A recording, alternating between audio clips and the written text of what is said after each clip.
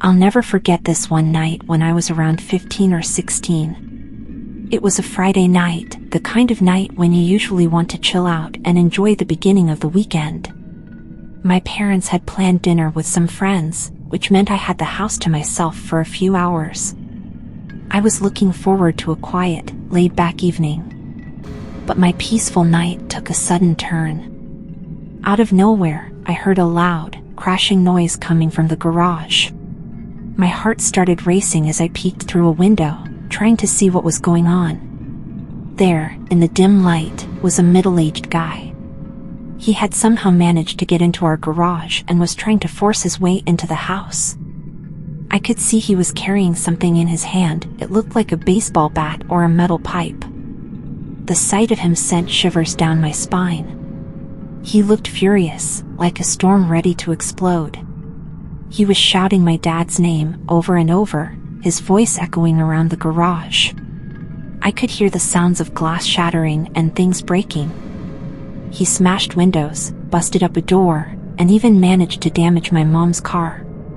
The garage looked like a battlefield by the time he was done. By some miracle, he didn't manage to get inside the house. Fear like I'd never felt before washed over me. I was paralyzed, too terrified to even think about calling the police. I remember my hands shaking like leaves in a windstorm, my breath coming in short gasps. I was trying so hard not to break down and cry. In my panic, I managed to call my mom. I quickly explained what was happening, my words tumbling out in a rush.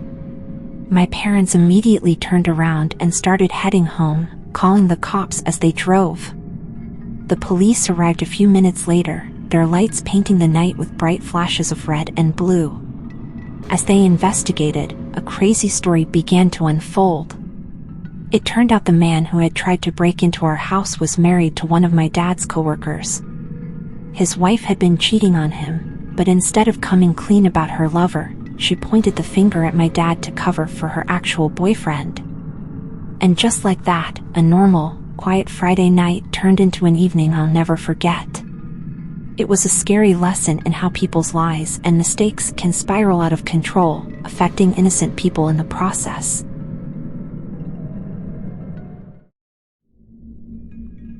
One evening, I was upstairs in my room, feeling really down. I was having a really tough time. Depression had taken hold of me, and I felt like I was sinking in a dark sea of sadness. I was crying my eyes out. My room, which I usually liked, felt like a lonely, sad place. Then, out of nowhere, the doorbell rang. It cut through the quiet of my house. But I was too deep in my gloom to get up and answer it. The thought of having to go downstairs and talk to someone just felt like too much. So, I just let the bell ring. Little did I know, not answering that door might have saved me. When the doorbell finally stopped ringing, my house got quiet again. All I could hear was my dog whimpering a bit from the yard. Later on, when I felt a little stronger, I checked our security cameras. What I saw sent a chill down my spine. The camera caught a guy standing on our porch, wearing a creepy mask. He was holding a knife that glinted under our porch light. I felt a cold fear grip me. The camera then showed him walking around to the back of our house.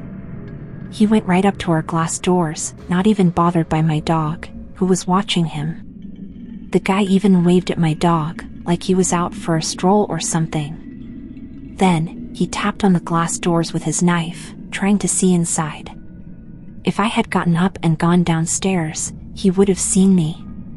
That thought scared me like nothing else. In the next few days, we heard about other homes in our neighborhood getting broken into. It was the same guy, the one from my security footage, causing trouble all over the place. But, because I was feeling so low that night, I stayed in my room. It's weird to think that being that depressed might have kept me safe from some real danger.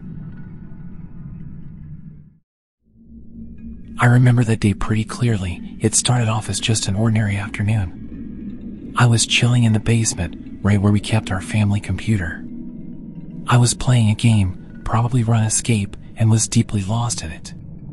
The outside world had faded away as I was focused on the game. Suddenly, the familiar crunch of tires on the gravel driveway caught my ear.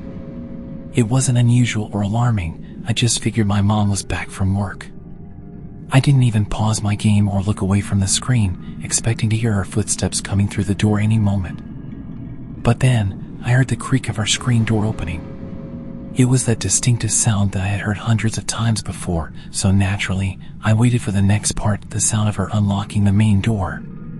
But this time, the sound never came. It felt odd, and a small knot of worry began to form in my stomach. That's why I decided to head upstairs and see what was going on. As I was walking up the stairs, something caught my eye. I saw a pair of legs moving past the basement window. Our basement was mostly underground, but there were these two windows that peeked out just above ground level. Seeing those legs moving past was enough to send my heart racing. When I finally got upstairs and looked out, the sight that greeted me made my blood run cold.